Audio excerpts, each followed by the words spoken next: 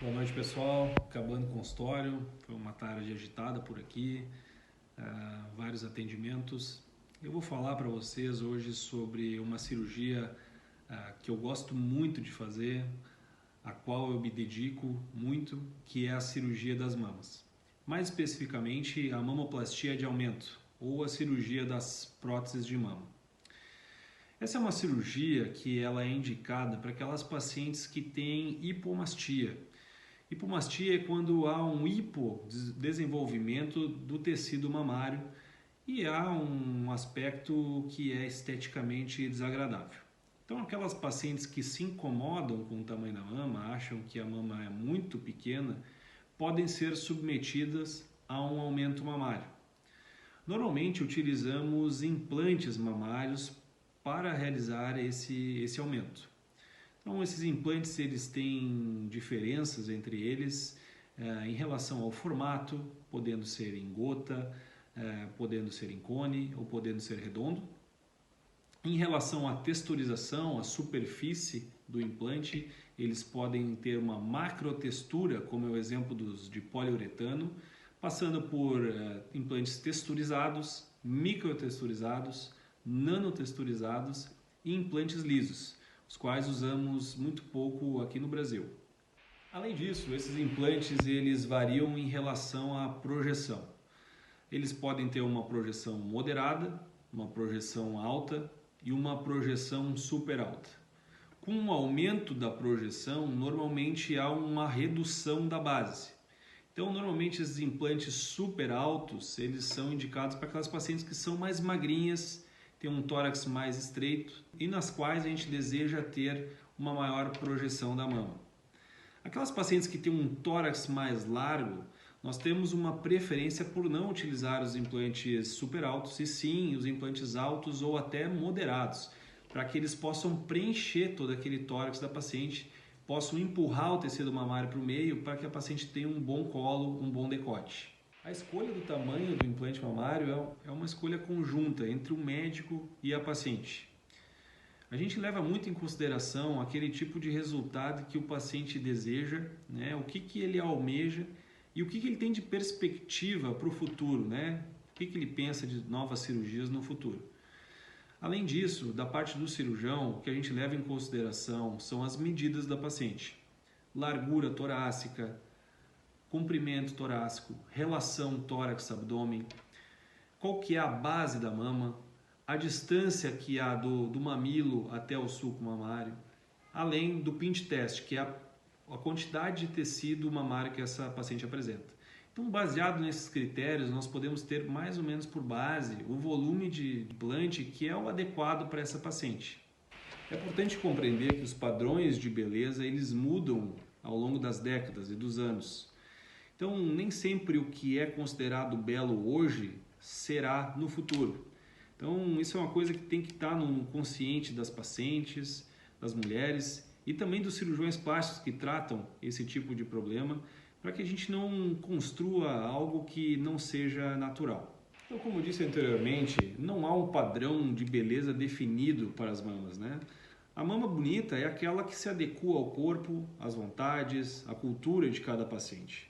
Em relação às incisões, às cicatrizes da cirurgia de aumento mamário, existem basicamente três vias de acesso. Ou no sulco inframamário, que é na dobra da mama, que é a minha via de preferência por ter uma maior exposição, uma melhor exposição dos tecidos. Isso é a via de acesso mais lógica, porque você entra direto no plano de colocação do implante. Existe também o acesso areolar, que é bem na areola mesmo, a gente faz uma incisão em forma de lua na parte inferior da areola. Esse acesso ele é único para aquelas pacientes que têm uma areola um pouquinho maior.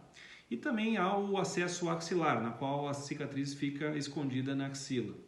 Existem algumas dificuldades em relação a esse acesso por estar mais longe do sítio operatório. Então a minha preferência é pelo sulco inframamário.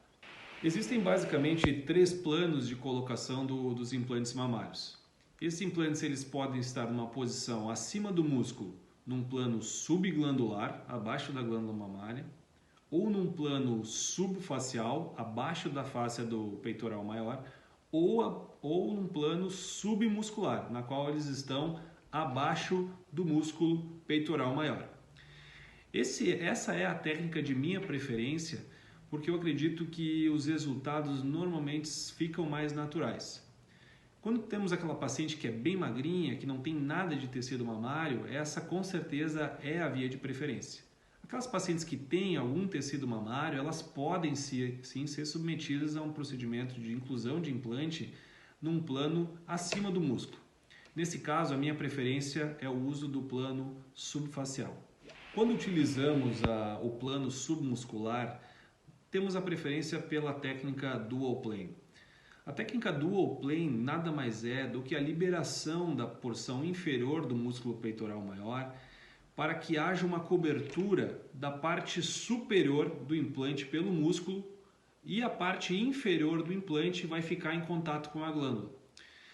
Com esse tipo de técnica, nós normalmente temos a cobertura adequada do polo superior da mama, que é onde normalmente há aparecimento de rippling e aquele aspecto inestético do implante aparecendo na parte superior do colo mamário. E esse músculo faz uma pressão no implante e deixa a mama com um aspecto mais natural. Quando utilizamos a técnica Dual Plane submuscular, normalmente temos preferência pelo uso de implantes microtexturizados ou nanotexturizados, porque não há necessidade de que esse implante tenha tanta aderência com os tecidos, porque o próprio músculo vai segurar o implante na sua posição. Por outro lado, quando a paciente tem tecido mamário e desejamos colocar o implante acima do músculo peitoral maior, nós podemos utilizar implantes com uma macrotextura ou texturizados para que haja uma maior aderência aos tecidos e o resultado ele se perpetue por mais tempo. Com a cirurgia de inclusão de implante mamário, os resultados são imediatos, o paciente já percebe o benefício e o resultado no pós-operatório imediato. É claro que os resultados eles vão melhorando ao longo do tempo. É muito comum, após a inclusão de implante num plano Dual Plane, que esse implante ele permaneça inicialmente numa posição mais alta. Isso às vezes assusta os pacientes. Os pacientes acham que o implante ficou muito alto. Com o passar das semanas, esse músculo vai empurrar esse implante para baixo e essa mama vai ter um aspecto natural com 1 a 3 meses. Além disso, quando utilizamos a técnica Dual Plane, podemos lançar mão de um protocolo que foi criado por um cirurgião norte-americano chamado John Tabbets. Esse é um protocolo bem restrito, que tem passos bem definidos, que passam desde o aconselhamento pré-operatório dessa paciente, uso de técnicas anestésicas adequadas, uma técnica meticulosa de dissecção do plano da loja do implante e a escolha prévia do implante utilizando os critérios do High Five. Então, quando utilizamos esse tipo de protocolo, nós podemos lançar mão do que chamamos de Fast Track Recovery, que também ficou famosa por ser a recuperação em 24 horas da cirurgia de implante mamário. Eu não acredito que essa seja uma denominação adequada, porque poucas pacientes têm uma recuperação real em 24 horas. Normalmente a paciente tem uma recuperação, quando faz esse protocolo, em 3 a 5 dias, podendo voltar a dirigir em menos de uma semana. As cicatrizes normalmente cicatrizam muito bem, elas podem ter de 3 a 4 centímetros, a depender do tamanho do implante que utilizamos, e normalmente ficam muito bonitas, muito discretas.